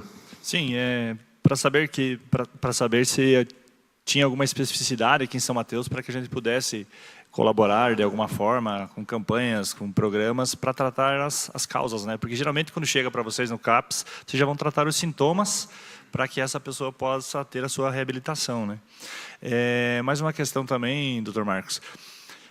Vocês conseguiram perceber alguma diferença nesses atendimentos após a pandemia? A pandemia, em questão, vamos supor, do assunto que é nosso hoje de suicídio, ele não mudou as estatísticas, entende? Pelo que a gente tem de levantamento da Organização Mundial de Saúde. Então, continua acontecendo da mesma forma, né, que vinha acontecendo, sem aumentar ou sem diminuir. Ela manteve ali os índices, né, que a gente coloca, né? A pandemia trouxe para a gente isso que eu coloquei com a questão do Japão, essa coisa da... Eu esqueci o termo, né? Isolamento tecnológico. Tá?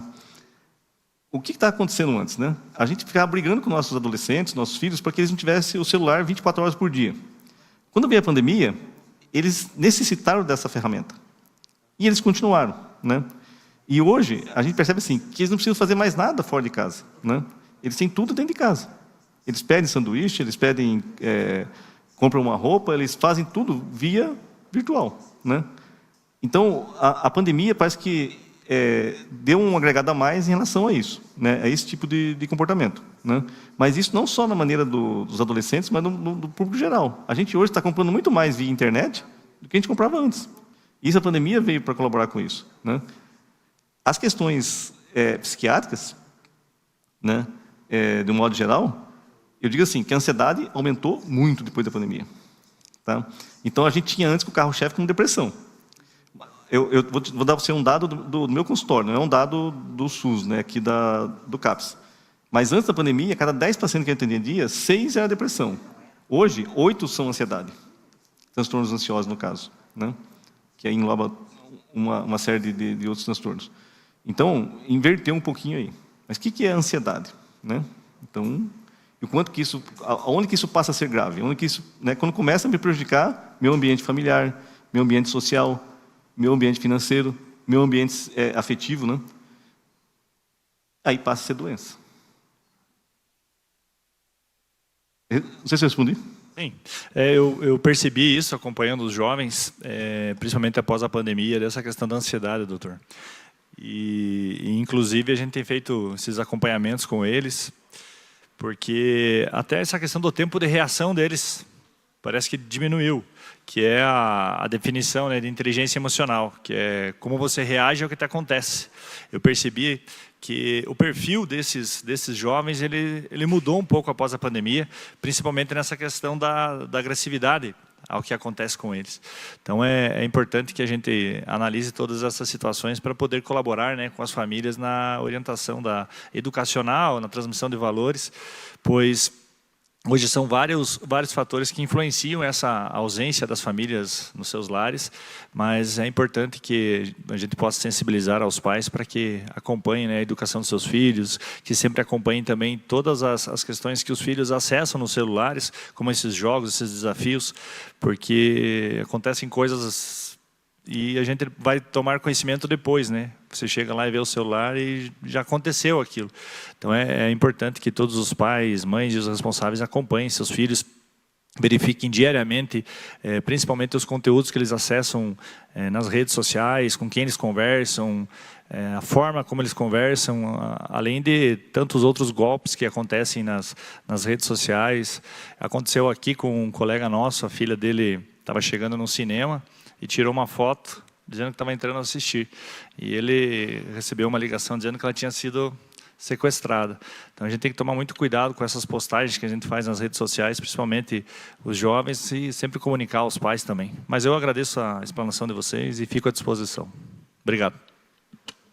Só para complementar, vereador, eu acho que é importante essa colocação que você fez, é oportuna mesmo, né? E hoje, todas as ferramentas que nós temos tecnológicas, elas têm meio de a gente controlar elas, né? Então, a gente compra um celular, compra um computador, a gente tem como saber o que nossos filhos estão fazendo. Mas a gente monitora isso, né? Essa é a pergunta, né? Mas muito oportuno, eu acho que esse cuidado que a gente tem que ter, né? Hoje a tecnologia está aí para o bem e para o mal, né? Encerramos a parte dos vereadores, né? Eu queria agradecer a sua presença aqui, doutor Marcos, doutora Ilza, psicóloga. É importante sua presença aqui, né? Espero que todo mês as meninas fazem o senhor falou de decoração, todos os meses elas fazem uma decoração aqui na Câmara, a Bruna, a Isa, a Cris, a Rebeca, né? Todo mês tem uma campanha aqui, né? Agora já semana que vem entra no Outubro Rosa, pela segunda vez no meu mandato. Espero que os próximos presidentes tenham essa visão e a gente fica feliz de ver, né, o reconhecimento do senhor, do CAPS. A questão do suicídio, algumas coisas que o senhor falou ali que a gente quer comentar, que é a questão do tabu, né? Até bem pouco tempo o suicídio era visto como um pecado mortal. Ainda existem muitas pessoas, né, que veem o suicídio como um pecado mortal e não tratam como a doença que realmente deve ser tratada, né? E o senhor falou do crescimento, principalmente nos jovens, né? É a quarta maior causa de mortes entre a juventude ali, né? O senhor falou dos jovens dos 15 aos 29, né? Estendeu um pouco a idade da juventude hoje e realmente essa é uma causa, um aumento grande que vem ocorrendo, né, no nosso país aí, contra o que vem acontecendo a nível mundial, né, que tem uma tendência de queda e nós temos aqui uma tendência de aumento. E aí que a gente fica pensando, né, no que o senhor falou, que a gente tem um aumento de casos na mesma proporção inversa que a gente tem uma diminuição de leitos, de tratamento, né, de receber esse paciente, às vezes, né, diminuição de leitos, que talvez pudesse amenizar o problema, né? E essa questão de 6,6 por 100 mil, aqui nós estamos numa cidade de quase 50 mil habitantes, nós teríamos aí uma média de 3. Se eu não me engano, acho que a gente já atingiu a média esse ano, né? Então, provavelmente, aqui, pelo menos na nossa região, para o ano que vem, vai aumentar mais ainda, né? Tudo leva a crer que ainda nós temos aí algum resto de ano, talvez a gente tenha um aumento dessa taxa. Então, é um assunto importante para ser tratado. Agradeço a presença aqui de vocês, aqui do CAPS. e todo ano, espero que no mês de setembro a gente realize essa conscientização. A Câmara tem um projeto aqui de 2022, até eu estava puxando aqui, mas já perdi, que cria uma campanha de conscientização permanente nas escolas, né, com relação ao suicídio. Um projeto aqui que foi aprovado em 2022, para realmente o que a gente busca, né, tentar, dentro das nossas limitações, tratar do assunto com a maior transparência possível, né, e buscando, se não acabar com o problema, minimizar, né, principalmente quando a gente vê essa alta taxa de suicídios e descobre que ele vem aumentando, principalmente depois da pandemia, e que é a quarta maior causa de morte, né, no país, quarta maior causa de morte dos jovens. Então, eu só queria agradecer a presença, agradecer a presença do Ilza, agradecer a presença do pessoal do CAPES. Sejam bem-vindos, né? Espero que daqui para frente, todo ano, o senhor esteja aqui, né? É a primeira vez e com certeza não vai ser a última de vocês aqui. E é bom que todo ano a gente trate essa questão, né? Como está sendo tratado as doenças mentais no município, como está sendo tratada essa questão do suicídio, como que a nossa juventude está evoluindo, né? E o que pode ser feito para melhorar a questão, que é a nossa obrigação, né? Tanto enquanto parte técnica, quanto parte política, né? Sempre que a gente recebe uma visitante mulher na Câmara, a gente homenageia, né? E você viu a cor. a cor é proposital, né? Eu não sabia que vinham mais 4, então me perdoem, eu não sabia, senão seriam 5 flores, mas amanhã já dá um jeito de enviar as outras 4 lá. Então, sempre que a gente recebe uma mulher, se não é a primeira que recebe, não se preocupe. Então, sempre que a gente recebe uma mulher aqui, até para valorizar o trabalho da mulher, que o Dr. Marcos já valorizou bem aqui, né? Que a gente sempre dá um jeito de homenagear e registrar a presença. Só não deixa a gente assar pão de alho nem cuidar do leite fervente, né? Os dois dão problema. Mas a gente sempre valoriza a presença da mulher, principalmente no nosso município, né? E é isso. É um assunto importante, muito bem tratado pelos senhores, e que a gente espera que a gente possa trabalhar seriamente numa forma de coibir isso, né? De se não resolver, pelo menos frear essa taxa que vem ocorrendo de aumento no nosso país. Muito obrigado pela presença de vocês. Se quiserem fazer alguma consideração final, fiquem à vontade, e a gente já vai se encaminhar para o final da nossa reunião. Obrigado, eu agradeço em nome da equipe também de nos dar essa oportunidade de fala, de trazer o nosso trabalho, de trazer como que funciona, como que estamos com saúde mental.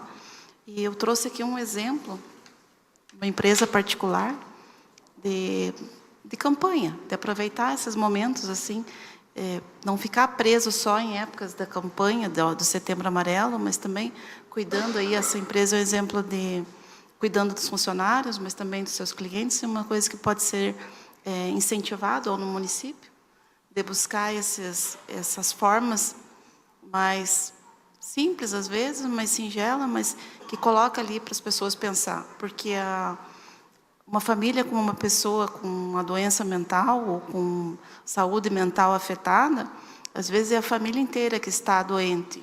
Por isso que às vezes fica difícil dessa família buscar ajuda para o seu familiar, porque ela mesma se sente constrangida e acha que aquilo é uma situação de que passa, né, passageira, já resolve, e não busca o tratamento, não busca uma conversa. E pensando assim que saúde mental é tratada, né, doutor, também com medicamento, mas também muito no discurso, na fala, né, nessa verbalização do que a pessoa está sentindo. Então, desses espaços, essa forma de atender o paciente, e a família também tendo esse acolhimento mais afetuoso, mais positivo, mais pontual a respeito da saúde mental. Muito obrigada. Também queria agradecer a oportunidade, foi hoje ótimo estar aqui, né? Peço desculpa novamente se eu usei uma palavra que tenha ofendido alguém, mesmo ouvinte, mas a gente quer sempre acertar, nem sempre a gente consegue, mas o nosso propósito é fazer o melhor. Se a gente não puder ajudar, que não pode atrapalhar, né? Agradecer a todos aqui do CAPES, né, que estão aqui hoje. Vocês são guerreiros, né? Todos, né? Nós sabemos das nossas batalhas. A gente briga bastante, mas nós somos... Né? Estamos juntos. Presidente, mais uma vez agradeço. Obrigado pela oportunidade. E o Setembro Amarelo, ele é o ano inteiro. Tá? Não é só no setembro. Né? Para nós, do CAPS e da saúde mental, ele é o ano inteiro. Então, é importante isso. E vocês são formadores de opiniões, né? Todos os vereadores, vocês formam opiniões das pessoas. Então, acho que é importante também vocês poderem estar passando por vossas comunidades, né? As pessoas que vocês estão próximos, que São Mateus tem um serviço que pode, né, fazer uma diferença. Eu acho que nós estamos fazendo diferença aí nos últimos anos. Tá ok? Obrigado. Não tem nenhum vereador inscrito em explicação pessoal, então já anuncio na ordem do dia da próxima sessão ordinária, a ordem do dia da 34ª sessão ordinária ser realizada no dia 1º de outubro de 2024, às 18 horas. Projeto de Lei Legislativo número 20 de 2024, autoria do vereador Walter Pechvitoski, sua segunda discussão e votação. Projeto de Lei Legislativo 22 de 2024, autoria do vereador Alano Feijão, sua primeira discussão e votação. Requerimentos e indicações apresentados até segunda-feira. Nada mais havendo tratado, declaro encerrado a presente sessão.